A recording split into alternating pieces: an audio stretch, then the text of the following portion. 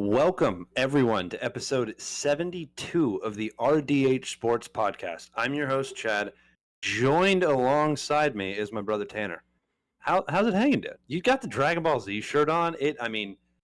I'm digging it. I'm digging it. You got the Dragon Ball Z shirt on. I got the, and it's got the Dragon Balls on the sleeves. I've got, my good friend, Chris Zillabrains got his shirt on right now. If you want to check that out, head us up on Instagram. Anyway, Tanner, how the hell are you doing, dude? I'm good. I like the Dragon Ball Z shout. I know you and I have grown up with that show. Very, very good.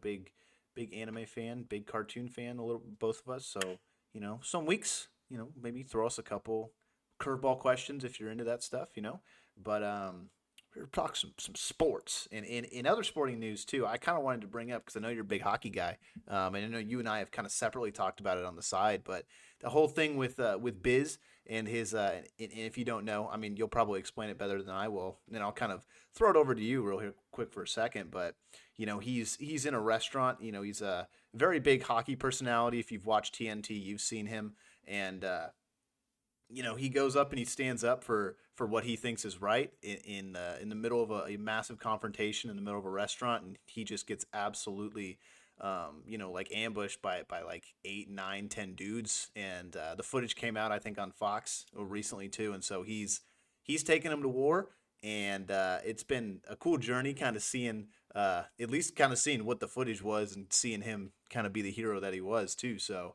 I know you kind of told me about it when it happened, but like, what do you think about that whole situation? With Biz and that crew. I mean, it's tough because Biz was like soloing it up, but like if you don't know, like Paul Bissonnette, he was a hockey player. He played for the Coyotes. He played for a lot of other league teams, or a lot of teams in the NHL.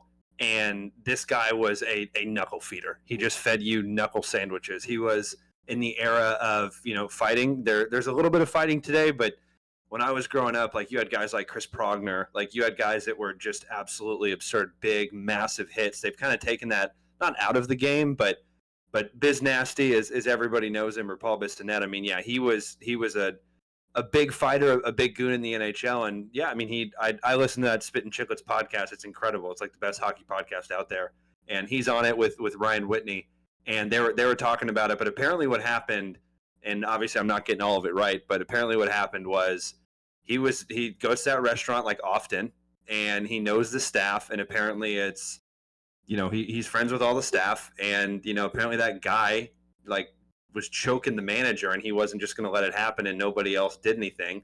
And Biz proceeded to take on like literally 9 dudes, and then I think like 6 followed him outside. And what you didn't get is he knocked one of them out, but that wasn't on the actual footage. But yeah, I mean, it's one of those things. It's like, is someone that's played hockey, not at that high of a level, but is someone that's played hockey and has done martial arts, throughout my entire life. It's something that you would hope that other people would jump in. That's my biggest thing. I don't understand why nobody else like jumped in and helped him.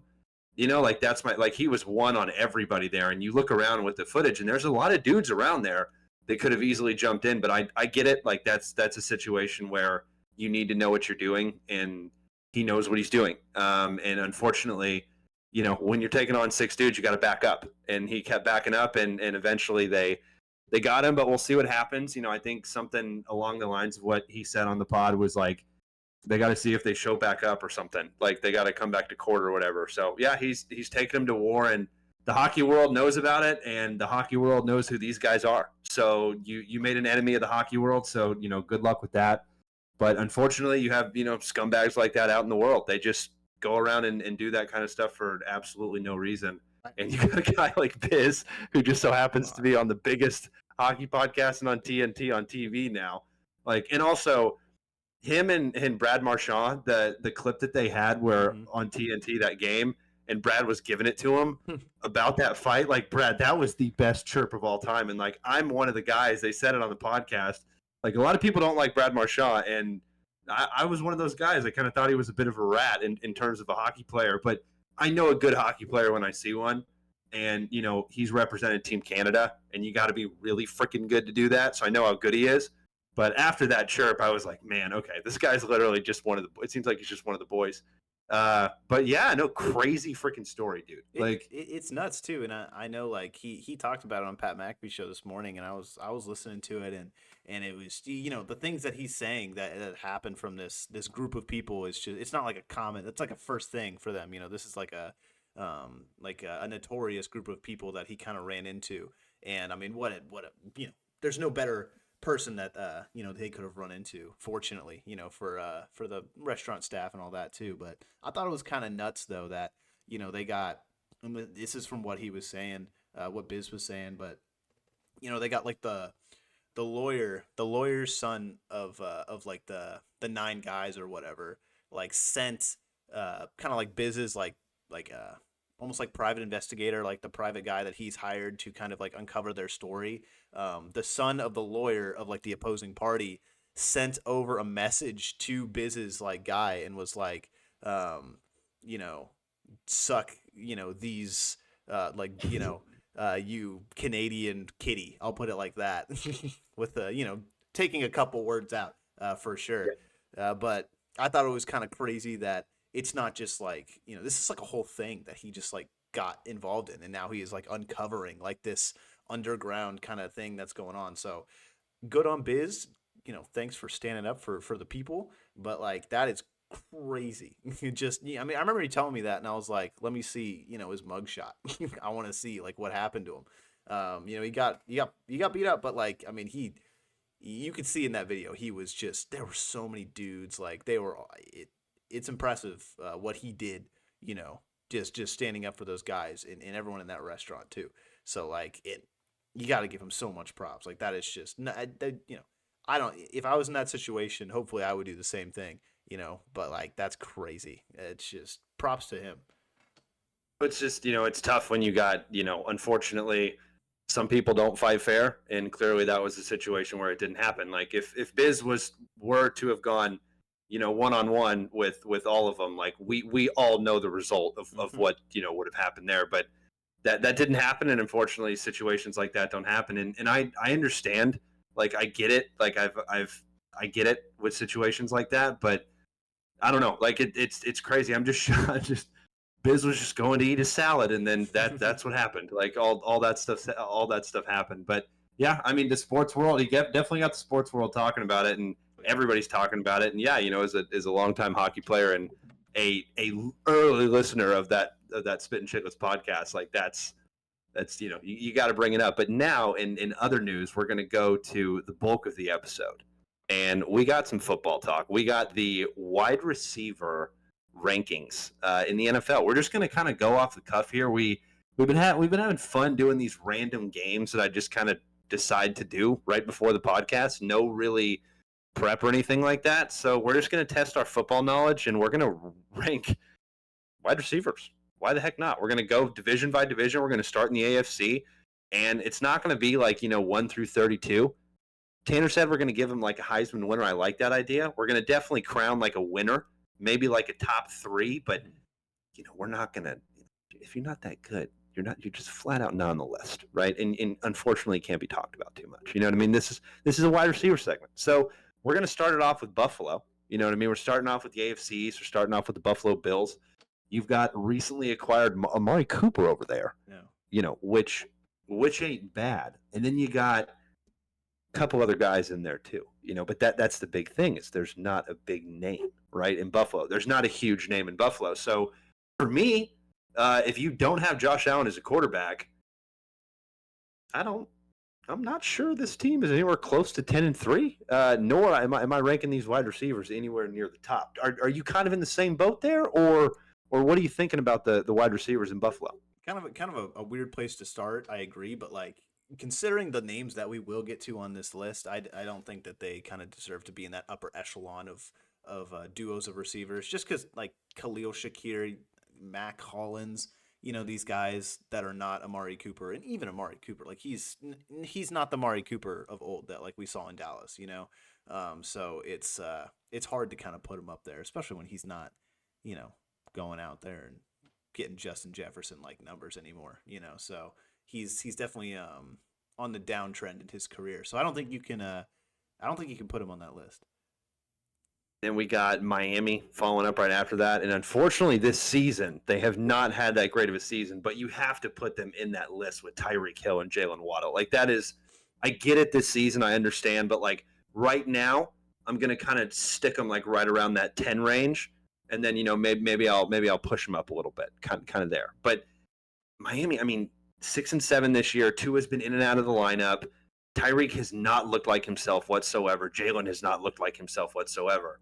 But those names on paper, for me, they're going to be maybe not the top tier, but they're pretty damn close. Yeah, and I think obviously Tyreek Hill, like he can go for 100 yards and 2 touchdowns any game that he plays in, just period. Doesn't really matter to the quarterback either, which is not what we said about Buffalo, right? So I think with Jalen Waddle, definitely a little bit more, quarterback dependent, but he's still, he's a former first round pick. Like he's, former Alabama guy. He knows how to get open. He knows how to play well in the NFL. And on any given Sunday, I think you can see him go for 100 yards and a touchdown. It just depends on kind of what scheme the other team is running. But he's that number 2. He's the definition of a number 2 receiver. And I don't think that's a bad thing by saying that. I think that he's, where Tyreek Hill doesn't shine, I think that he gives him, so much more opportunity to do so. So absolutely deserved on the list. And I will say too, I think I'm just going to add these teams to the list, quote unquote, what we're talking about. And then, in no ranking order, I'll just go in order of us actually doing them. And then we can, see who out of those people who we put on the list kind of deserve to be in the upper echelon, that double S tier of see. There we go. The studio is, as we know, is Tanner is out here making a list on the fly, people. That is what we do at this groundbreaking sports podcast. The New York Jets are up. We've got Davante Adams who came over, and Mr. Garrett Wilson, right? Like before Davante Adams came over, you're like they don't even stand a chance. But now that Davante's there, I mean that's pretty damn close to Tyreek Hill and Jalen Waddle in my book. You know what I mean? Like that's pretty close. Like the Dolphins definitely got speed on him, but I mean Davante's disgusting. Like I mean he's been so good over so long, and Garrett Wilson, unfortunately, has not really molded into what everybody thought he was going to be, but still is a clear-cut number 2 wide receiver. So for me, he's absolutely on that list. And then I'm just going to go real quickly here because we're really not going to go. New England, no, not even a chance. Mm-hmm. So what do you got on the Jets? Yeah, Jets 100%. I think, like you said, I think Davante Adams is a no-brainer. He's still a number 1. It doesn't really matter who his quarterback is. You saw that, what happened when he was over in Vegas. But with Garrett Wilson, man, he's like not played like a number 1, at least this season, but he has, I think, the talent. You can see that there's talent there, and his route running ability is fantastic. And he just gets open in so many different situations too. So I think that he has easily the potential to be a number 1, and maybe he's a guy that we're going to talk about in 2-3 years about how crazy of an increase in skill he's gotten since he's been there. But 100% like a floor. His floor is a number 2 right now, and that's saying a lot. When you're on the same team as Davante Adams. And exactly, and you kind of just mentioned it right there. Not to mention he now has Davante Adams that he's going to be learning from and everything. And Garrett Wilson is a nasty route runner. Guess who else is a nasty route runner? You know what I mean? That's you're going to learn some stuff there that you previously haven't had in your bag, and that's kind of scary to think about. Jumping to the AFC North, we have the Pittsburgh Steelers. To me, that's tough. That one's tough because you have George Pickens, and that's about it to me. Mm-hmm. So George is good. Calvin Austin. Don't get me wrong. George is a number 1, clear. But if it's duos here, mm-hmm. It's not going to hold much weight. And I'm going to be honest, this whole division is not going to hold much weight in my books. But I'm not going to get ahead of myself. I'm not giving Pittsburgh up there, and that's my opinion. There's no shot. I think the only way they make this list if they still had Deontay Johnson. That's kind of the only way that I would still kind of put them up there because I think he's kind of like that that number 2 role that a lot of teams need, but he's not there anymore. And I think it's the George Pickens show, and they can produce without him. You know what I mean? You saw that against Cleveland, but like he's just watch them play and see how many times Russell Wilson just rips the ball up to, moon ball up to George Pickens. And it's like, all right, go get it. Like he's doing that with Calvin Austin. But like, it's not like the Calvin Austin of old, so I don't think they belong on the list, especially considering this is a duos list. Baltimore is next. That to me, Rashad Bateman's kind of coming into his own, but to put him in a number 2, and then you have obviously Zay Flowers, but to me, no, like you're not getting the nod on going on that top 10 for me. No, I don't think so. I think Zay Flowers deserves to be on the list, but again, I just don't think that he has got a number 2 like Rashad Bateman. He's played well in games, but that's about this season. Yeah, this season, like a little bit. It's not been consistent. He's not showed up in the capacity that you wanted to see, kind of that production year over year. He's just kind of been stagnant and hasn't really gotten a whole lot better. Especially since he's been on the Ravens for a minute now, too. So, and he's now in a number 2 role where previously he was in a number 1, and it looks like nothing has changed. So I don't think so.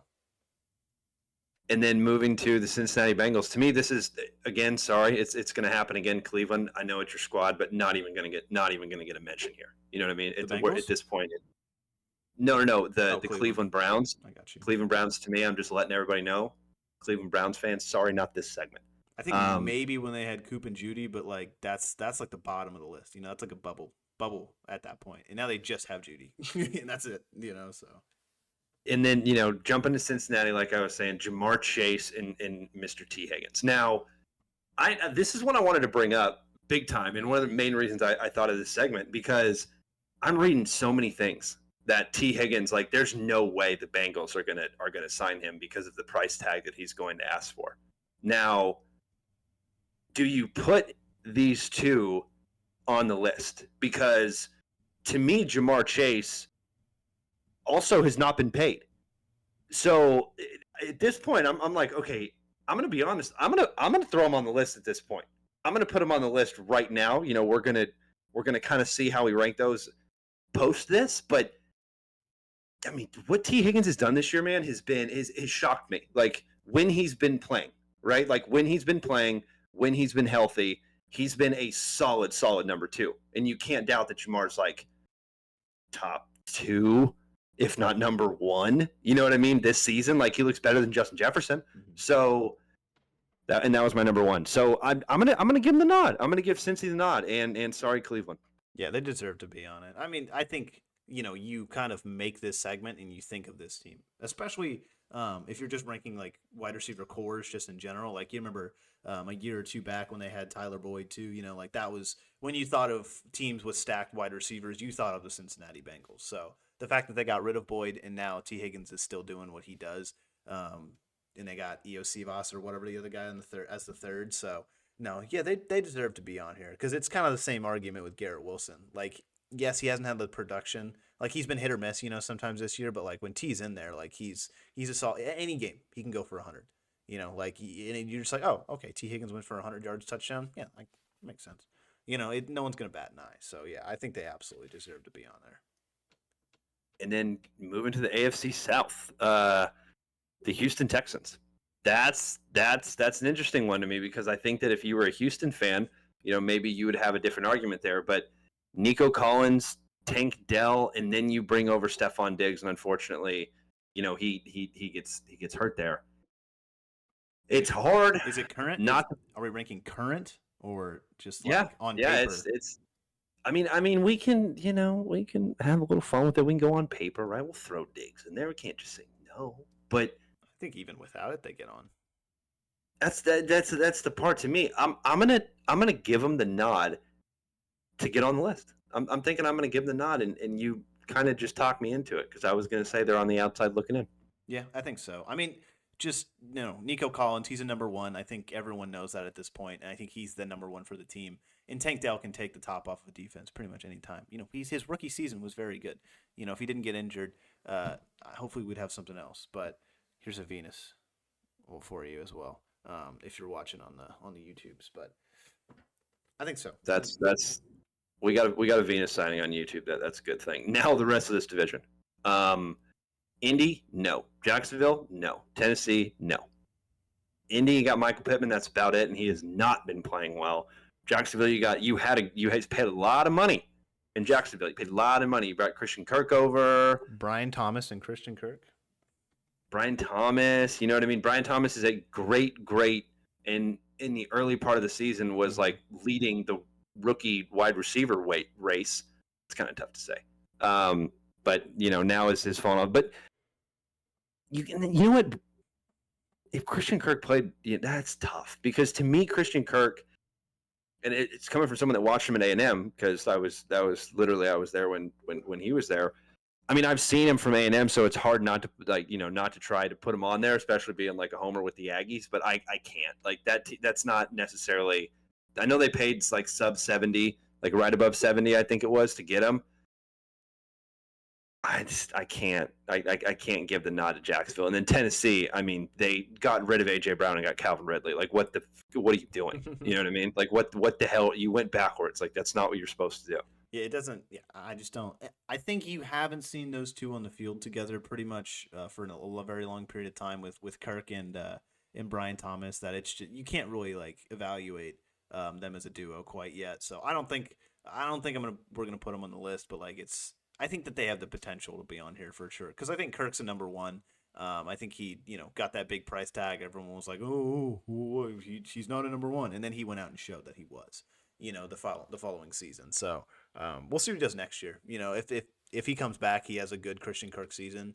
Brian Thomas continues to go an upward projection. Like I think they don't deserve to be on the list, but right now they haven't shown you anything, and the Jags suck too. So it's like not going to get any better. Yeah, that's fair. Now that was a quick AFC South. AFC West. Kansas City Chiefs. Back in the day, we could have a big conversation. DeAndre Hopkins coming over has definitely given a resurgence. But no, Pat and Josh Allen are kind of on the same train right now, except Josh I think has a little, maybe a little bit better. But and then you can kind of maybe not even say that. So that's kind of there. Chargers, they lost everybody. Like they quite literally lost every single receiver they had. Yeah, zero. What are you thinking? Nothing. What are you thinking on those two? There's like both of those two right off the rip are not getting the nod, and then Denver. I don't think this entire division gets anyone on this list.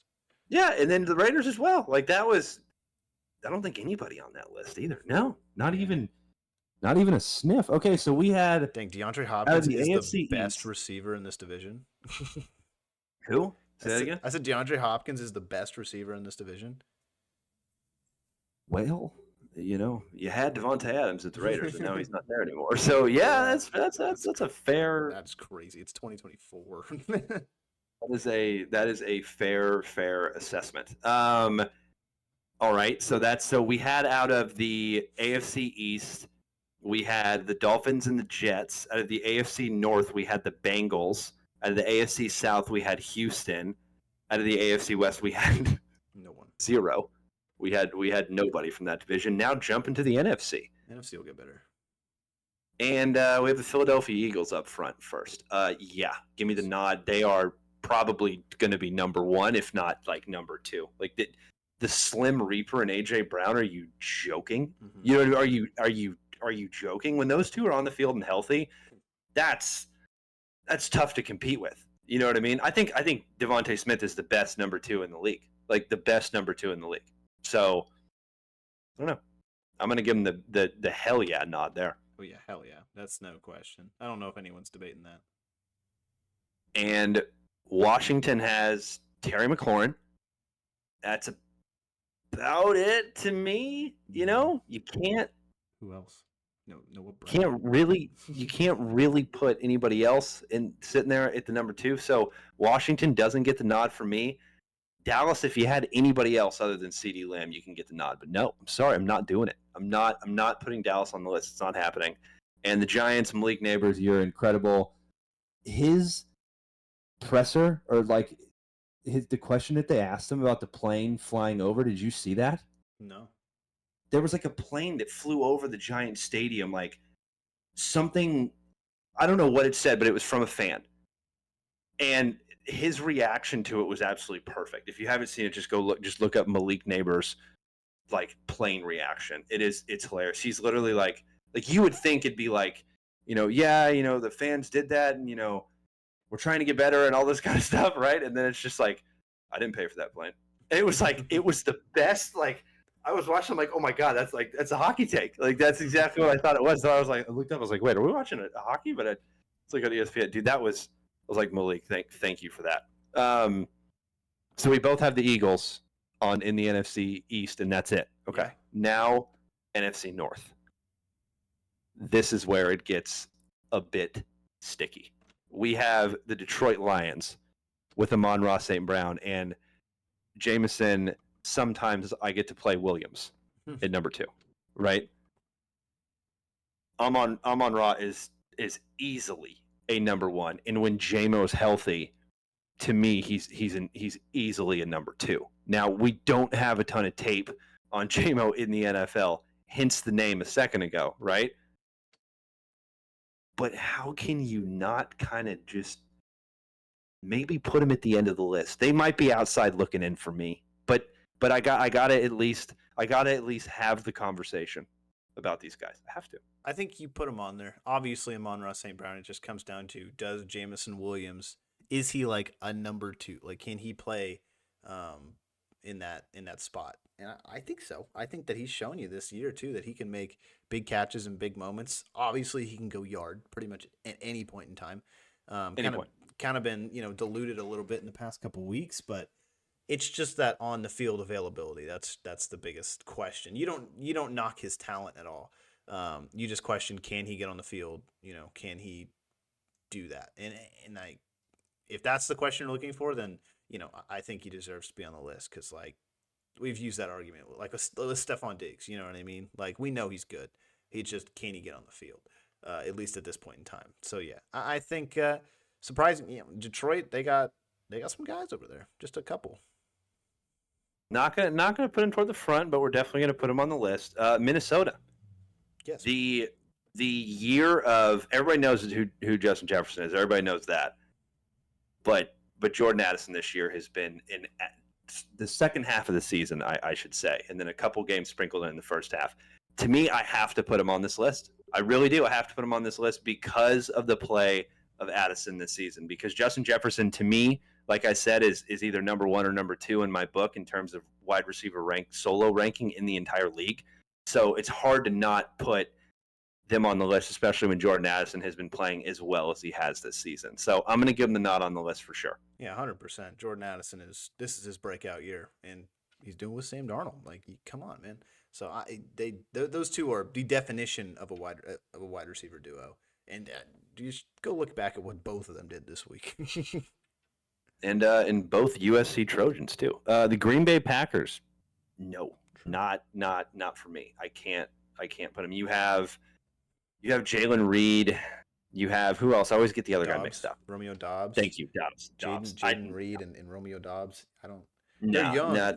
Or Christian Watson, I guess, whichever one. But if you're deciding between 3 people, like, it's not. it's not a. That is exactly. And then you have a 4-9 team that arguably, at the beginning of the season had one of the best. And with DJ Moore, and then you can either put Keenan Allen or Rome Odunze in that spot. Take your pick. I have to, even though with the record and everything that's gone on, I have to still put them on the list. Yeah, I think so. I mean, they've just look at their resume, and that's kind of what we've been looking at, So just look at what they've done in their career. And Keenan Allen, pretty good, I would say. DJ Moore, also pretty good, So yeah, I think so. Even if their team sucks, they're still pretty good. One team from the NFC East and 3 teams from the NFC North now going to the NFC South. We have the Tampa Bay Buccaneers.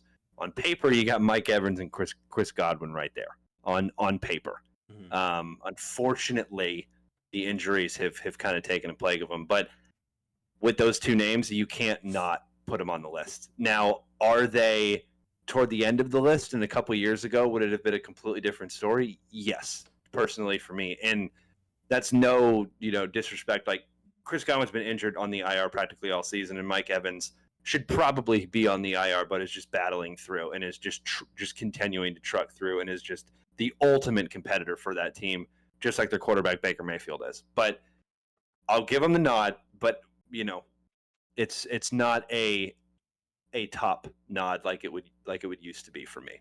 That's kind of crazy. I don't think. I mean, given the injury, like let's say they don't get injured. I know that's a perfect world, but like Chris Godwin was having his best season to date too. So I would easily put them on the list. If at the beginning of the year, if we made this list, I think like 4 weeks into the season, this would probably be the number one duo.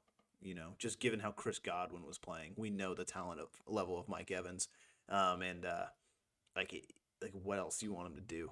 Like what do you want a defense to do? And they just look at these guys, you're like, shit, like like what do you want them to do? So yeah, I think they easily deserve to be on this list just by like respect of those Chris Godwin's name alone.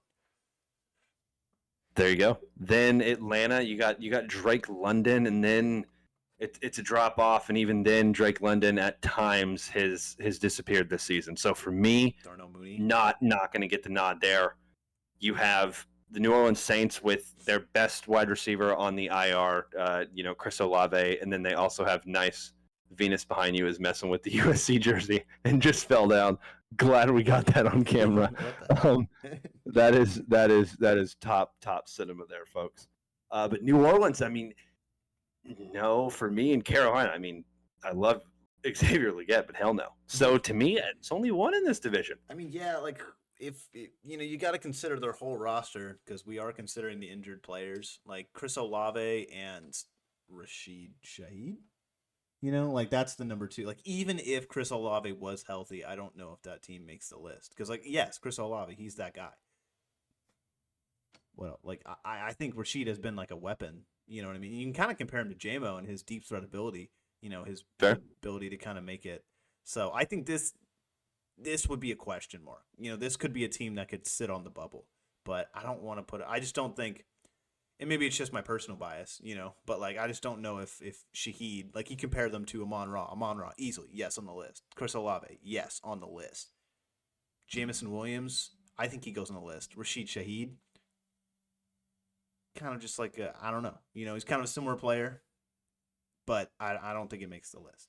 But it's close. I think if they're not on the list, they're like number 11 if we're ranking top 10. They're very close. When I put Chris Olave in kind of the same tier as like Garrett Wilson, and if it was just Garrett Wilson on that team, then I'm not putting him on the list. You know what I mean? So then Carolina is there's not a whole lot there. So we've got out of the NFC South, we have the Buccaneers going through. We have the NFC West now with the Seattle Seahawks. You got DK Metcalf, and you have now, you have JSN now. You have that's absolutely. Yeah, I'm absolutely giving them the nod, and then the Rams. I mean, yes, Puka Nacua and Cooper Kupp. That's another nod. Yes, Arizona. No, not yet with just Marvin Harrison there. And then San Francisco, Deebo Samuel and Brandon Ayuk. Like you can't not give them the nod. So that's 3 teams from the NFC West. Okay. So now we pretty much have the list consolidated to the teams. I will outline the list, the ones that I have recorded down in no particular order, just the order that we did them in. You have the Dolphins, the Jets, the Bengals, the Texans, the Eagles, the Lions, the Vikings, the Bears, the Buccaneers, the Seahawks, the Rams, and the 49ers. So I don't know if anyone would contest any of those. Now it is time to, what do you say? How many are there? 1, 2, 3, 4, 5, 6. There are 12. So we could split them in half. We could do an upper echelon and a lower echelon, and then we just keep doing it until we get one. I'm in. I'm absolutely in. Okay, so you said top 3, I guess. You said lower echelon. Okay, this is gonna be tough to start it off. Just throwing a team away for the Birds. You know what I mean? Throwing a team away. We can just. I'm gonna be honest. I'm throwing Houston away. I looked at it too.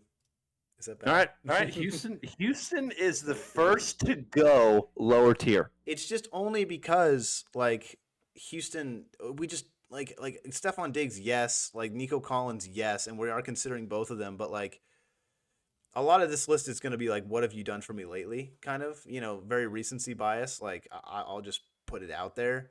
And Nico Collins has barely been on the field. You know, and this is I get it all considered and things. Everyone's like 100% healthy, but like even then, you know what I mean? Like Nico Collins has not had a long NFL career. Tank Dell has not had a long NFL career, and Stephon Diggs is the only one on that list that you can say, you know, absolutely deserves to be there. There you go. We already made the decision, but it sounds even better. It might be an unpopular opinion. I'm going to go Detroit on the lower tier. I think if we have to question the number 2 wide receiver, why are they in the top wide receiver duo rankings? That is a horrible justification that we were doing to our own board if we do that. You know what I mean? That's terrible. How could we do that? You know?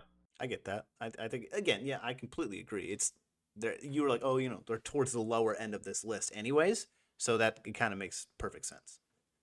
And this is tough.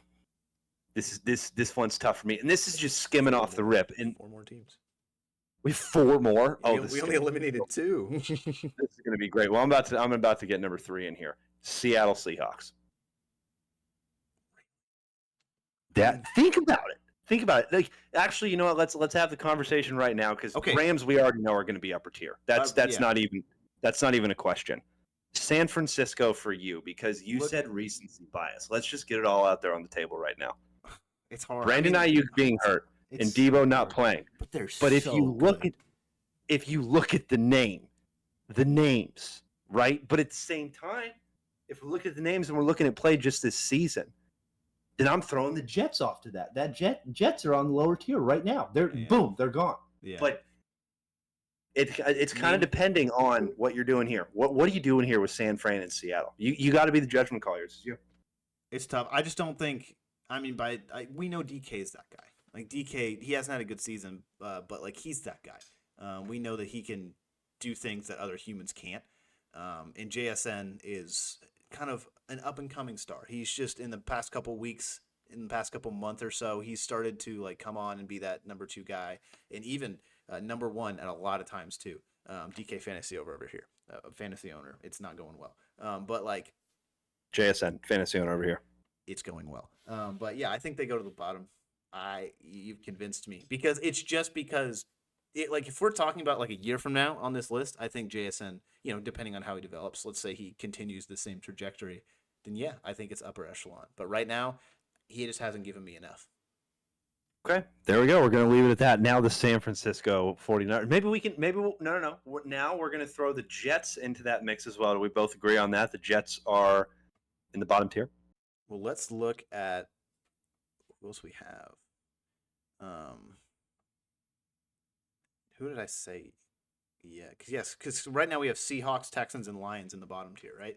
That's the ones that we've decided on.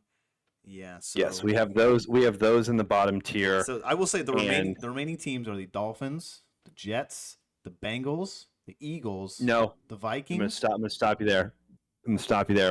Throw Jets away. Get them out right now. Get them out. All right, I'm fair. I'm okay with that. Recency bias. I get it. It is a horrible disservice. I would like you to know Devontae Adams and Garrett Wilson because, you know, there's no way they don't listen to this podcast, right? They're on the outside looking in, right? On the outside looking in. Yeah, and the only reason I think they're definitely, I don't know if they're towards the top of the lower echelon, but they're definitely down there. You said it. This year is kind of recency bias. You know what I mean? You got to kind of rank the guys that are top tier right now, but it's also hard because so many of these guys have not been healthy at the same time.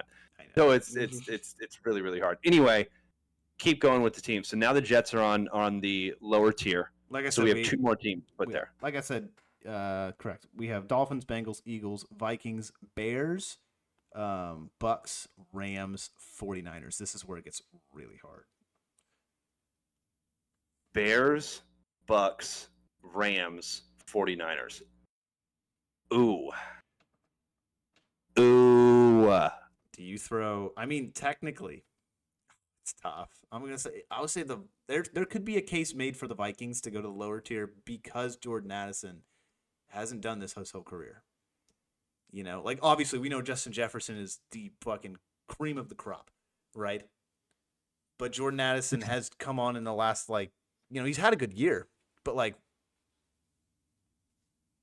like he had a good start to the NFL, like his NFL career, and then he did like a whole lot of nothing for a while, and now he's starting to come back on.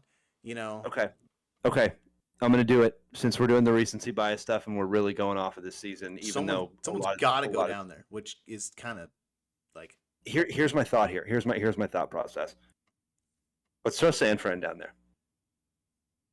Let's throw San Fran down there because if you go look at Debo's numbers, Debo fantasy owner right here. The only reason he dropped 20 bird the other week was because he had 200 plus return yards. Okay, he hasn't done. If your league doesn't count return yards, you hate him. No, I draft Debo all the time. No, I agree, but I'm just saying this year, like if your league doesn't have return yards, he's not a good receiver. Oh, I thought you said I hate him. I was like, dude, no, I draft him on my team. Like that's definition mean I hate. I don't understand what that means. Okay, San Fran, you're down. You're down. It's here. I think so. Okay. And the thing too is, when Ayuk was in as a number 1, he couldn't do it. Fair. So I was kind of thinking about it as well. So I agree. I think I would hope you are thinking about it because we're kind of doing a podcast right now. All right, sixth team here. We got the last team on the lower tier. Give me the teams one more time. We have the Dolphins, the Bengals, the Eagles, the Vikings, the Bears, the Bucks, and the Rams. How do you pick this?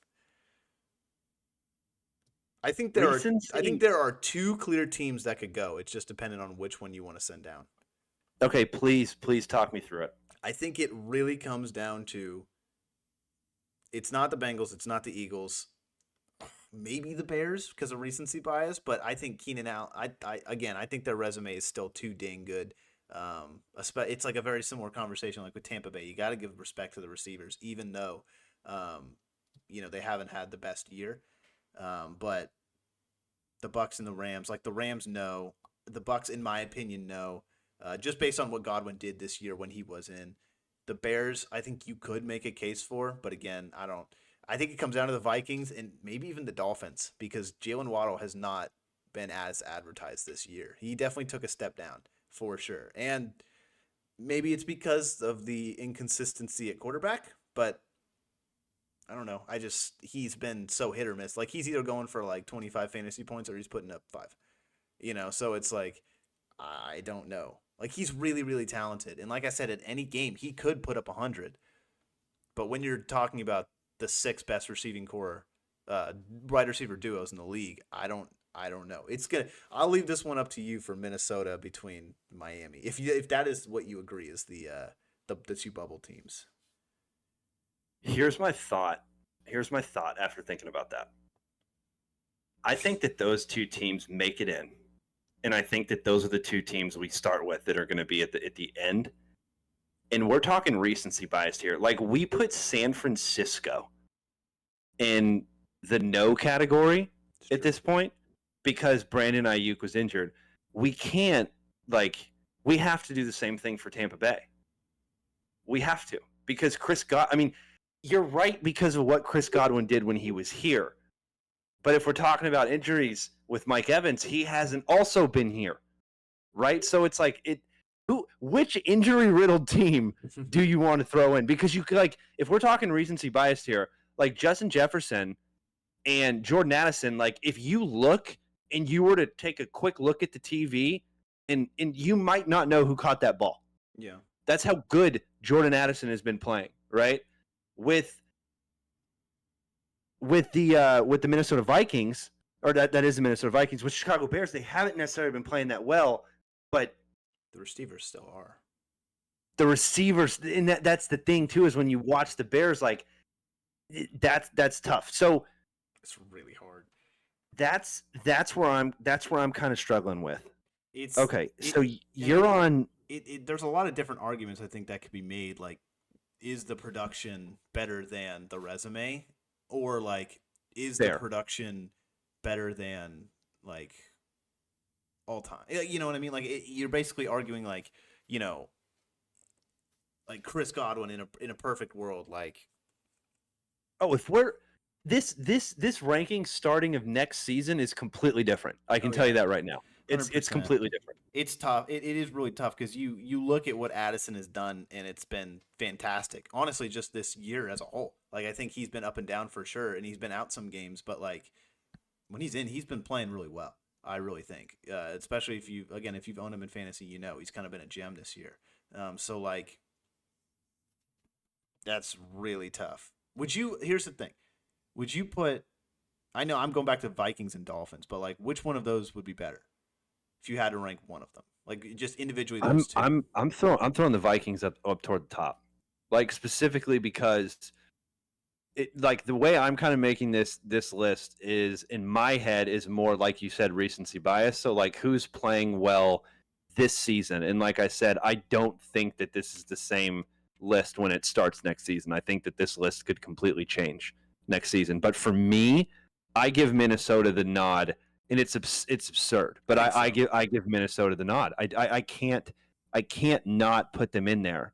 But Tampa's the team that I keep going back to. But it's tough because it's Mike Evans and Chris Godwin. In a perfect world, that's like number one. two.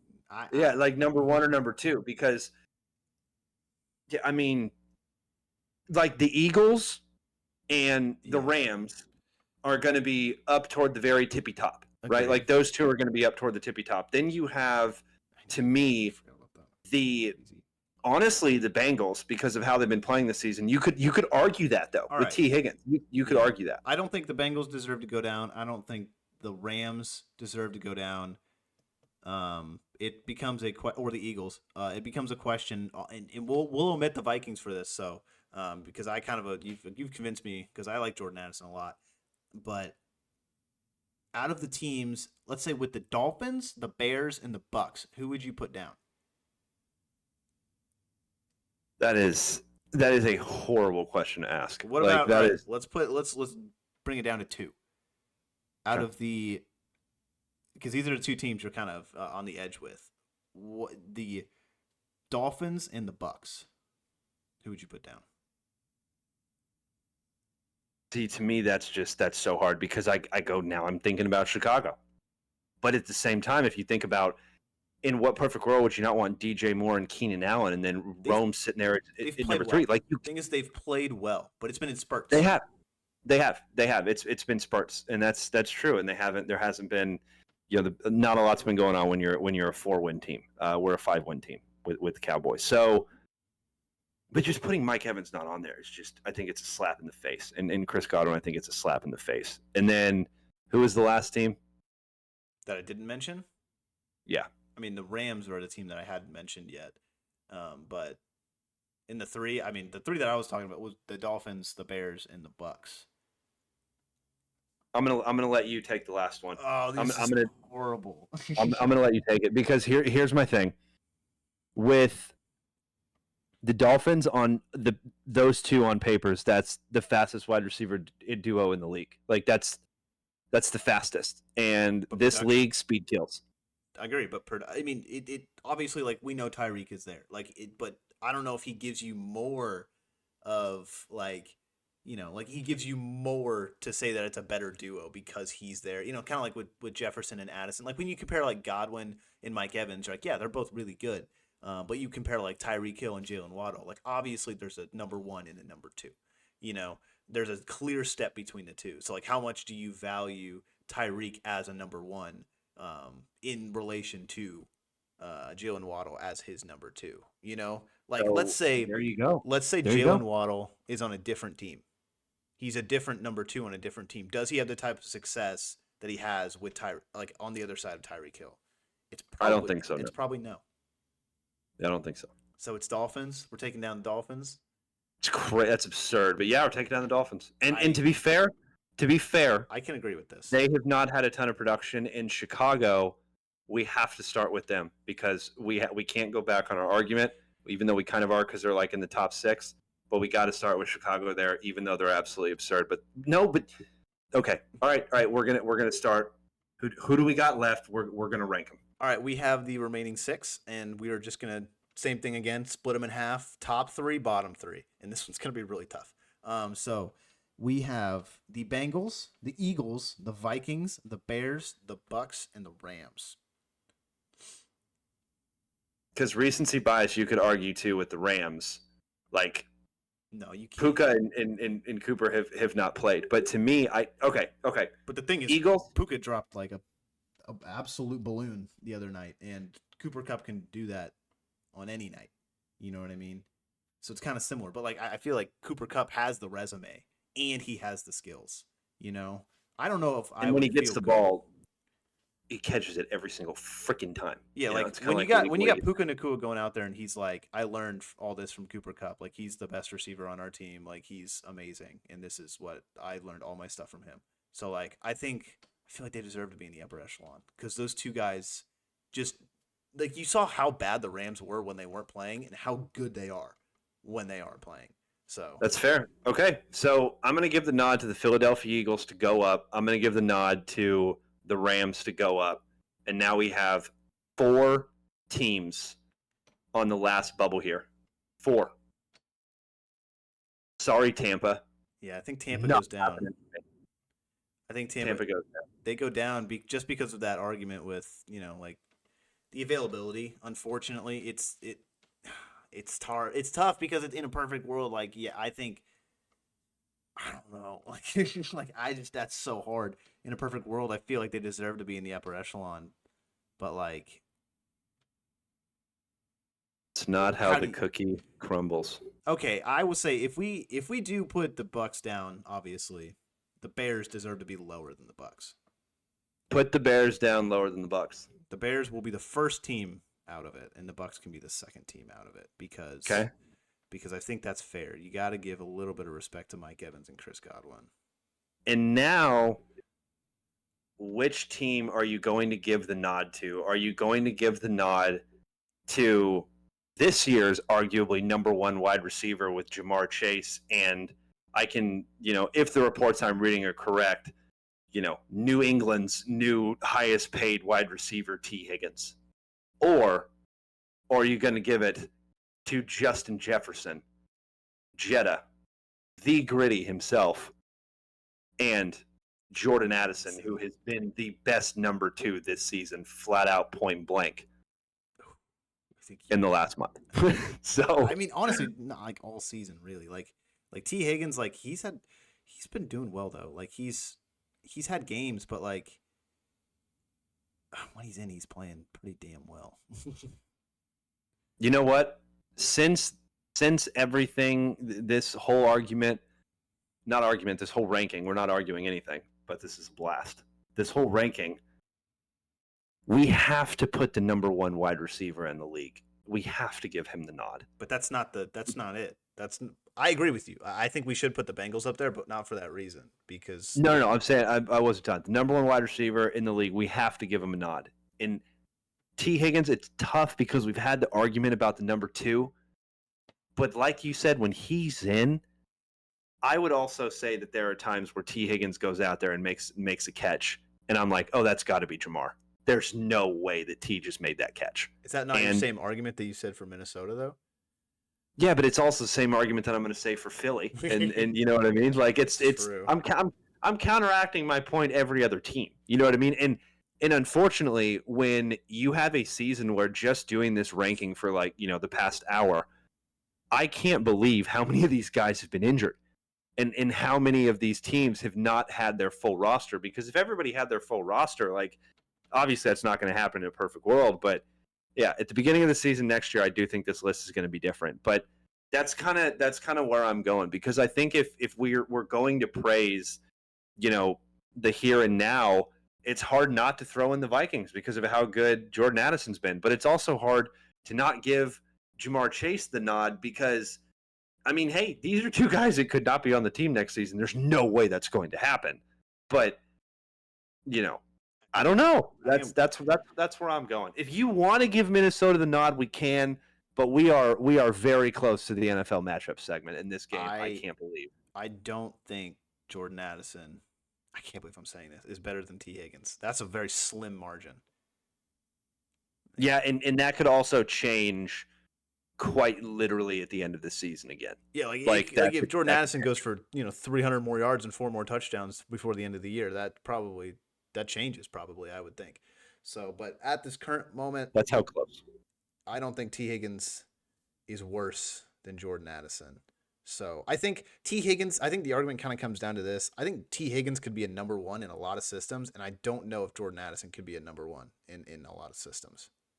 And that's specifically based off of like time in league, right? Like Jordan Addison, he hasn't been in the league a lot, so that's why these games are fun. All right, well there we go. So we have right there, we nailed it. We did that. We got the top three. We got the bottom three, and you know what? The top three. It's not the Bengals. It's not the Bengals because they barely got in. It's not the Bengals because they barely got in. Rams or Eagles? Who would you go in this situation? Because I'm genuinely interested. I think I would go Eagles just based on pure talent alone, but Cooper Kupp did win a triple crown. And Puka Nacua might be the best young receiver in the NFL that's not named Jamar Chase. Yeah, he's got. But you got AJ Brown, who when he's in, it seems like every single game he gets 100 yards. Like, has there ever been a game? I swear that guy's in and he doesn't have like production. And I'm not there. Yes, there are games where he's played for the Eagles where he has not caught. Do what? I think this last week against the Panthers actually that happened. No, I know, but what I'm saying is but you can still go in there and look where he converted like key third downs on drives. Yeah. Like, that's the thing is like. I understand that this is, the best ranking list, but if we had this conversation 2 weeks ago, Cooper Kupp and Puka wouldn't be on this list because they were both hurt.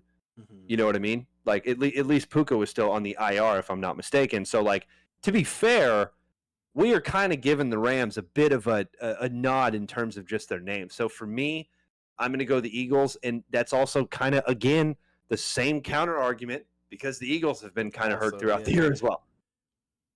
Don't pick the Bengals. Just kidding. No, I don't know. We're going Eagles officially because we both said it. But Rams, like if we were to have a Heisman Trophy, we wouldn't do like a tiebreaker. But if you like look at the trophy underneath, like the Bengals name is scratched out. You know what I mean? And so is like the Rams name, right? Mm-hmm. So it was like it could have gone. I think it could go to the Rams or the Eagles personally. I think it could go to either team personally. But that was a good game this week. Eagles. Let's go to week. I think it's 15 this week, isn't it? Week 15. Week NFL 15 matchups. Tanner is even Steven after this week, which means I'm even Steven after this week, which means we're both at 0. So Tanner was -1, then he goes to 0. Now we're both at 0. And I unfortunately have this first pick. Unfortunately, I do. I have the Rams at the 49ers to start this pick off. For me, that's tough because the Rams have looked, what has been going on with that team? Oh, that's right. We just got done with the segment about the wide receivers. That's what's going on with that team, the wide receivers, right? The 49ers have not been able to put it together all season. All of their running backs are seemingly injured. Their number one wide receiver is on IR.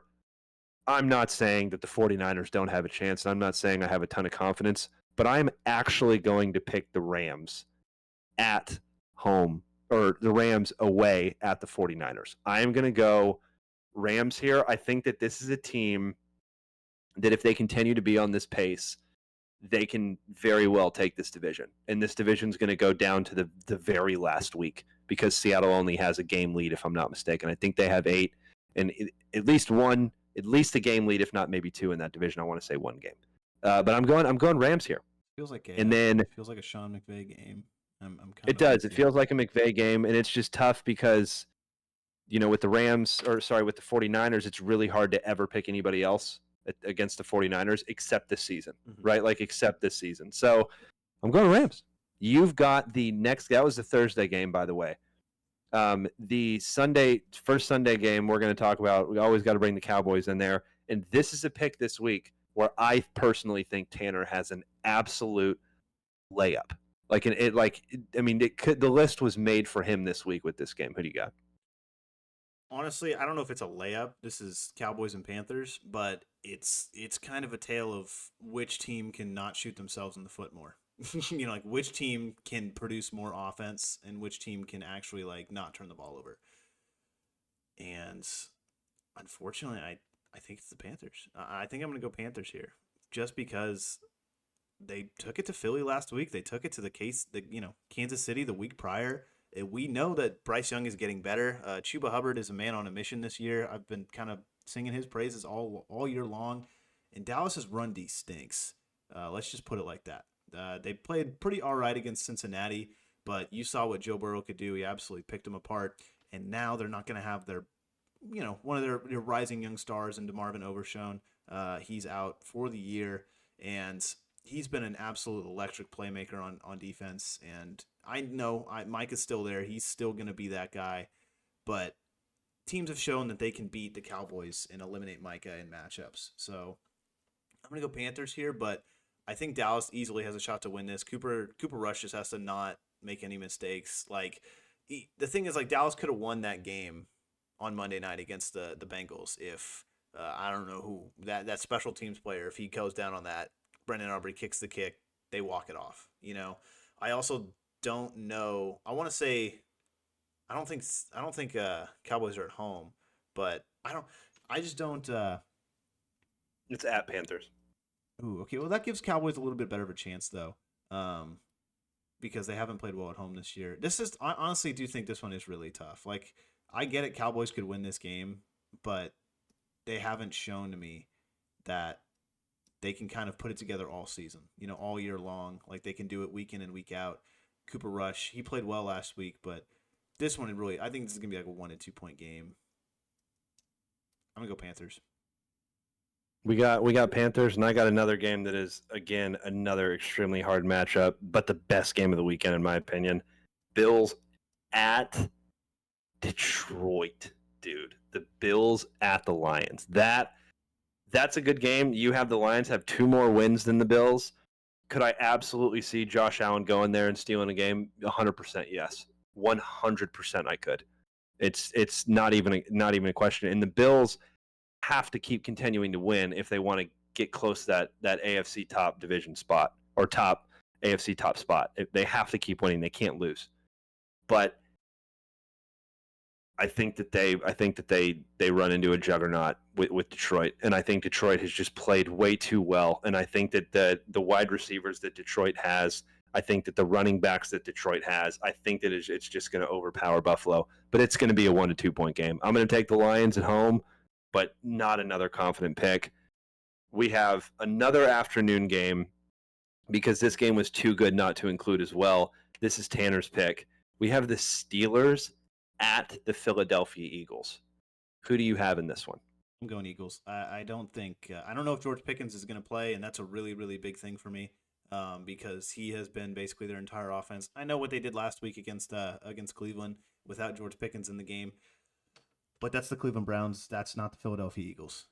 That's a defense that is not playing at its highest level, and Philadelphia looks like this is the best their defense has played all year. So I got the Philadelphia Eagles. I don't think that the Steelers are going to get nearly as much, going on the ground that they would want to with Najee, and they're not going to have a whole lot of options through the air without George Pickens there. If Pickens plays, maybe it's a different story, but I would still take Philly, even if Pickens plays. But I think the Steelers are a very good football team, but I think the Eagles are a better football team. So it's hard to stop that wagon right now. And like we said, AJ Brown was pissed off because Saquon is getting, 200 yards a game, and he's like, throw me the football. And I'm like, you know what? I get that. I get it. So give me the Eagles. I think AJ Brown's going to have a bounce back game. The next game we have Sunday night. We have my pick, the Packers at the Seahawks. These are so many tough matchups this week, but the Packers are a team in that division specifically with the Vikings and the Detroit above them. They've been in pretty seemingly every game this season. So for me, believe it or not, I'm gonna go Packers. I'm gonna go Packers, even though they're away at the Seahawks. I'm gonna take the Packers in this one because even though the Seahawks are literally leading their division, they've been up and down this season, and so have the Packers to an extent. But I think that the Packers are a better football team, and I think they're better coached, and I think that Jordan Love is the better quarterback, and I know that Geno has been unbelievable at times, but and you could also argue that the Seahawks have way better wide receivers as well, but the Packers have Josh Jacobs too. Yeah, So I'm gonna go. that'd be about it. Well, the Packers got Josh Jacobs, and yeah, that is about it. But they also got a guy with Jordan Love, and Well, that no, guy I was like, I think that's where that list ends. That the Seattle Seahawks have somebody better than the for Packers. sure, Like, I think the only category they win in is wide receiver. Everything else, for sure, Kenneth Walker's close, but like Josh Jacobs for sure. definitely. I'm going Packers on this one. Next game we have Monday night. I think this is be pretty shocked if this one goes the opposite way, but it is a division game. We have the Bears at the Vikings. Who do you got? Give me the Vikings. I mean, like they barely missed out on our top 3 wide receiver duos. It's a divisional match. I think it'll be close. Don't get me wrong. I think Caleb's going to play well, play better than he has all season. Well, not all season, but at times this season. But Minnesota's just too good. Like, Sam Darnold's slinging that thing right now. I don't think the Bears are going to go in there. Like the 4-8 Bears are going to go in there and make that any different. Never know. You never know. Maybe they do. We got that was the Monday night game, and then we have another Monday night game. They just weren't that good this week, so they gave us 2. We got the Falcons at the Raiders. I'm going to take the Falcons on that one. The Raiders have been honestly one of the worst teams in football this year and have solidified pretty much a top 5 draft pick, and I don't think they're going anywhere anytime soon. But that is it. Yeah, that is it for the matchup section of the podcast. And I can't believe how many away teams I took this week. That's insane. That shows you that I'm going against what the real bettors are saying right now. All right, let's go to the next one, and this is going to be all you, because I cannot believe that we are talking about this man's name in college football. Bill Money Signs Belichick is, the new coach of North Carolina. Okay, the glasses went up a little bit if you're not watching on the old tube. That's how you know I'm serious. I'm sitting up in the chair a little bit as us gamers like to talk about it. If you're a kid and you're listening to this, just go away now. Okay, 3, 2, 1. What the fuck is going on? What's going on? This guy doesn't get picked up by an NFL team, goes to the Falcons, and is like, I want all this, and the ownership of the Falcons is like, not happening. We'll be seeing you, bud. Then he goes in is a report about it's about college football. So I'm going to let you take this off, but I just got to say one thing first.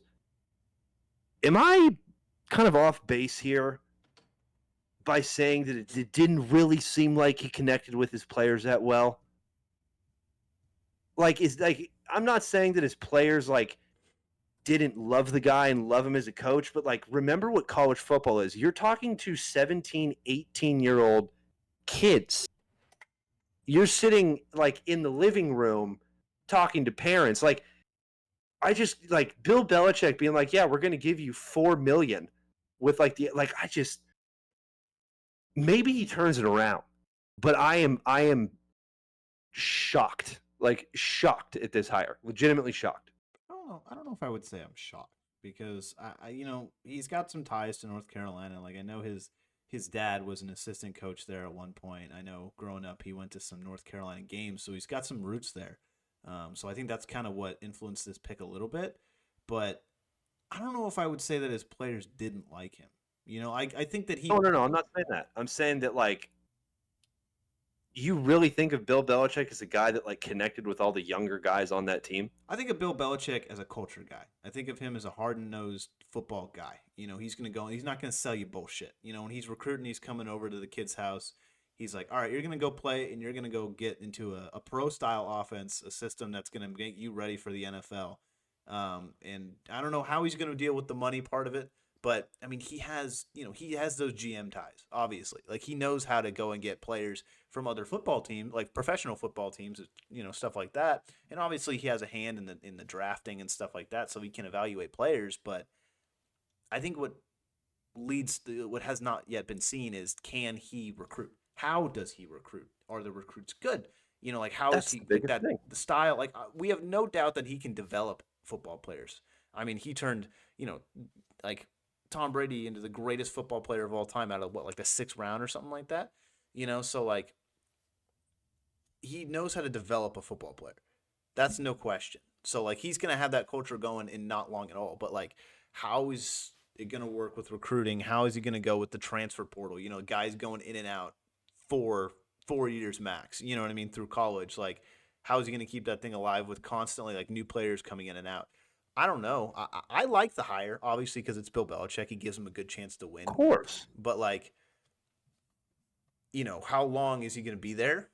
That's a good question. Like how long does he have left in the tank?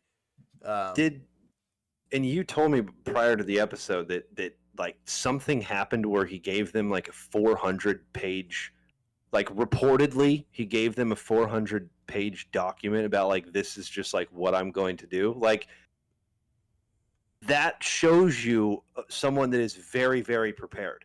yes. That also shows you someone that's like, this is how it's going to be, and it's just that simple. And some players are like that, Mm-hmm. but there's a lot of players that aren't. And I think that's why you see a lot of players and also, like you're saying with the money, but keep going. It's an interesting hire, but a good hire, I would say. The thing I don't think we can doubt, I think North Carolina's defense will be better next year. I think everyone's going to agree on that. Their defense will True. get better. It's just True. he's a defensive guy. He's going to get those boys humming. I don't really know what else is going to happen. So like I said, it remains to be seen what he can do in the recruiting class, but obviously he's the most qualified college football candidate I think that has ever been, you know? Because Except maybe Saban or like, but Saban at the you time know, when he was hired by Alabama, like he was at LSU, what, like one natty there. So like I'm there's saying at the end of it, like right now, oh like right now. yeah, Yeah. but the thing is he retired, so he wasn't a candidate. I agree with you. I completely agree. But like, I mean, he's won how many Super Bowls? Like 8. I get 8 it. Super I Bowls, 2 get as it. a coordinator. I get it. I totally get it. It's just college is a different beast, I and know. like you said, Can and it you brought up transfer? the point. Yeah, Can it? you brought up the point. You brought up the point. The transfer portal and the NIL specifically, and how that's going to work, and how, like, I don't know how much North Carolina is willing to, like, the boosters, the school, however they do They it. gave him the I'm reins. not sure how I much they're going to be willing to I put out. think I think they gave him the reins because Bill Belichick wouldn't sign a Oh, contract if they didn't. dude, also North Carolina is sponsored by freaking like Jordan, Yeah, right? Like and they have that like, they got money. don't get me wrong, it's a program that has not been historically the best football program, but as of recently they've had some success, and specifically with Mac Brown is when they had a lot of success, was when he was the coach there. So do I think it's a great hire? Yes. Do I think it's a shock? Yeah, mainly because I was watching him on the Monday night Manning like ESPN broadcast thing, and I'm just like, this guy's so checked out. But clearly he's not. At that point, he was checked out because he had just given him a 400-page document. And he was So not that's on me, Bill. hired by an NFL team in the offseason. We got to remember that too. Like the NFL teams, he went. Remember what he interviewed for that Atlanta job, and they went with Raheem Morris instead, right? So like why didn't he get hired by an NFL team? It's Bill Belichick. It's the greatest head coach of all time. Like, why did he not get hired by an NFL team? Why does he got to go to college and go play for the North Carolina Tar Heels? You know what I mean? So I get it. I understand it's a surprise, especially since it's not in the NFL. But maybe he just wanted to switch it up. I guess I don't know. It doesn't. It makes sense. The hire makes sense. Like the hire is a good hire. It's just confusing the way it played out. I will say that. So very strange hire, but a good hire. I would agree. Strange but good. There we go. All right. Well, that is the NFL talk for the episode. Now we get to go to a little bit of college football, and we get to talk the college football playoff because we officially have it, and the games are out, and we're going to just kind of go through them real quick. This is interesting to me. The first matchup we have on Friday, the 20th of December, number 10, Indiana, number 7, Notre Dame. Right now, Notre Dame's favored by 7.5. Indiana 1 loss, Notre Dame 1 loss, and the only loss that Notre Dame had was quite literally I don't know the school, but it was at the beginning of the season. It was one of the biggest upsets in program history in Notre Dame, and then Indiana has Ohio State as their loss. So It's a bad one. this is going to be I think it's going to be a really good game, to be honest. I think this is going to be a really, really good one. These games are hard to pick for me because in terms of college football and in terms of the college football playoff, if you've been watching the college football playoff since its existence like I have, anything can happen. And that random teams just decide to just go off. But Indiana, Notre Dame, that's going to be a good one. Notre Dame, like I said, is favored by 7.5. I don't think that's too far off, but Indiana's got a solid football team, right? Yeah, I think if this is a high scoring game, I don't know if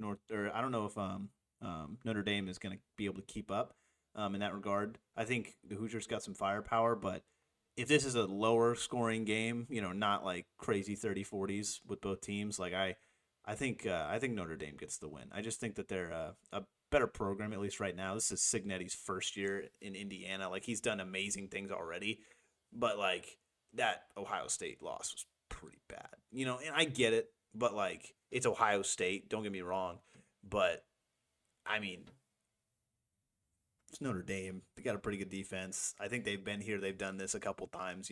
They've got the experience. They've got the culture, and that's not going to change anytime soon. So I think just purely based on college football, I think Notre Dame takes this. The next matchup we have is these are all on Saturday, December 21st. We've got SMU number 11 and then number 6, Penn State. Penn State's got 2 losses this season. SMU has 2 losses, but they squeaked their way in. Right now, Penn State's favored by 9. Total points is 53.5. That's fair. I can't really say that I would pick SMU over Penn State, but again, college football playoff, anything can happen. Then you have the next game with Clemson, which is crazy, at Texas, number 5. Clemson's 10-3, Texas 11-2. Both games to Georgia that they've lost to, which is insane.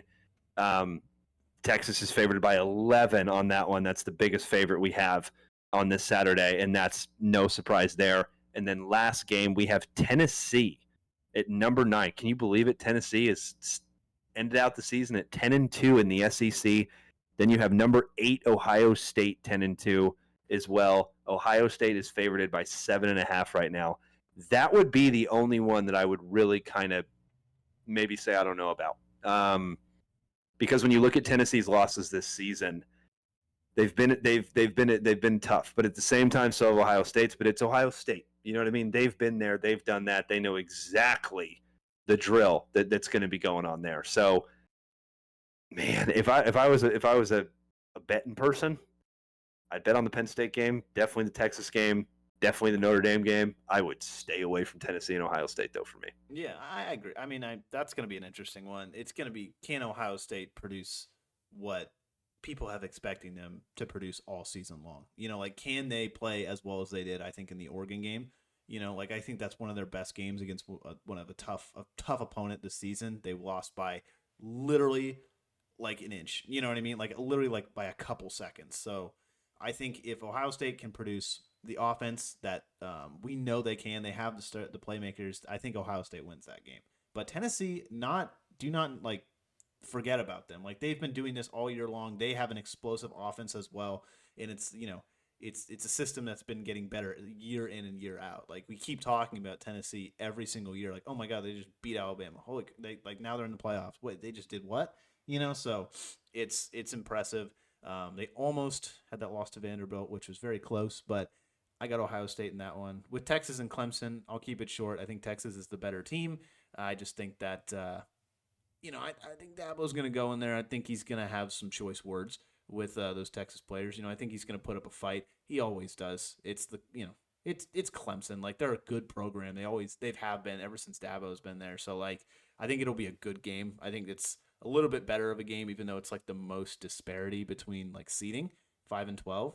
But Texas being at home, like I just can't. Like, they barely squeaked out of their conference, into this whole thing. So give me Texas, and then Penn State and SMU. I think it'll be a little bit closer than people are saying. Like, Penn State's an absolute wagon, but SMU's not a bad team at all.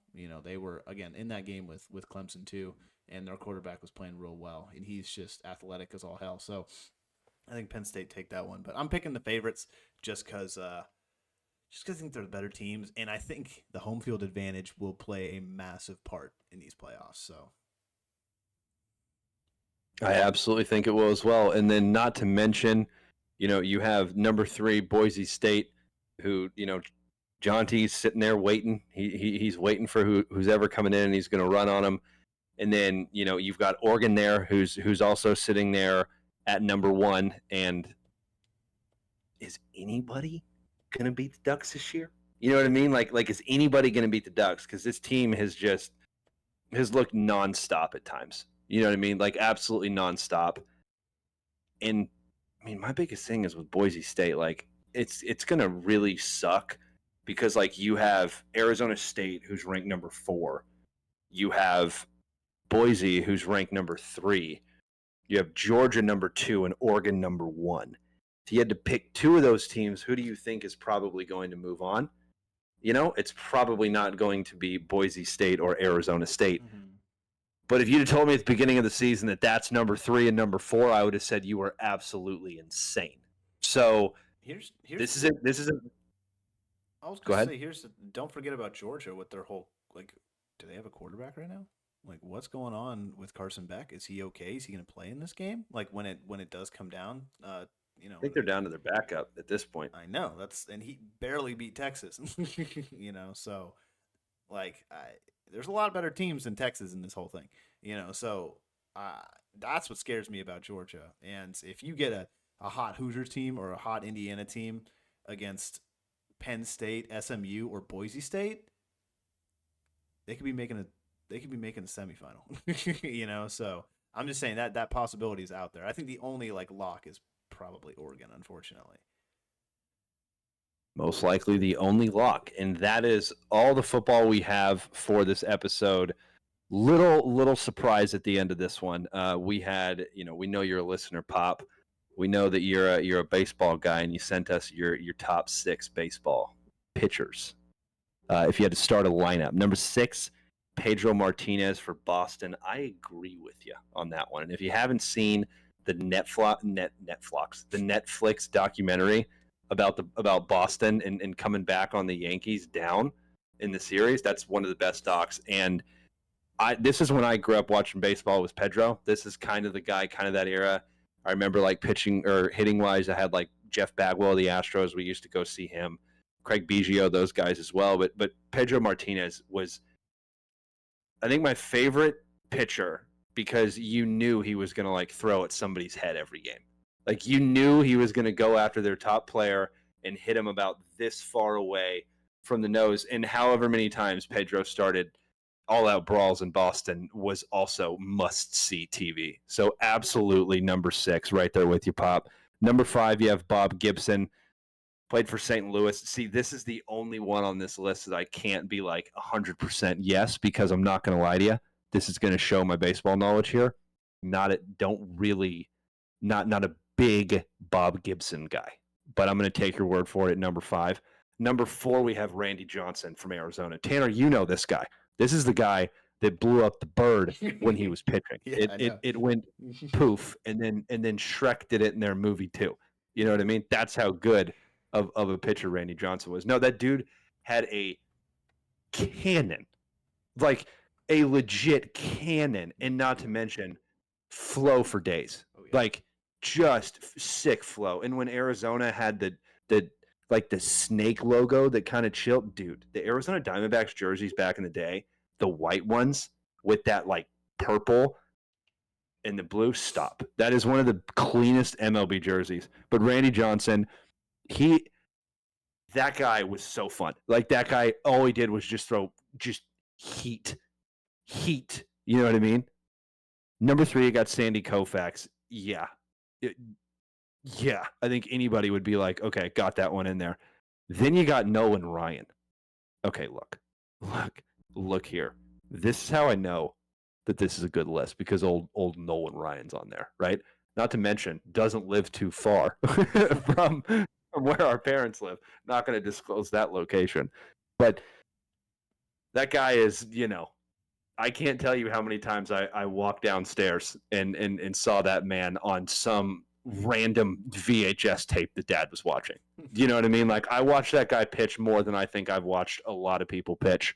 And he nailed it with number 1 with Greg Maddux.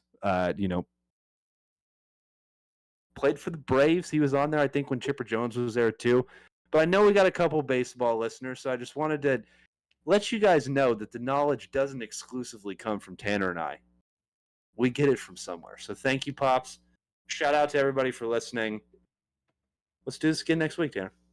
Oh yeah, go watch the NBA. It's getting pretty good. You got the NBA Cup. Yeah, go watch people sit that get paid $60 million a year. See ya, folks. Goodbye.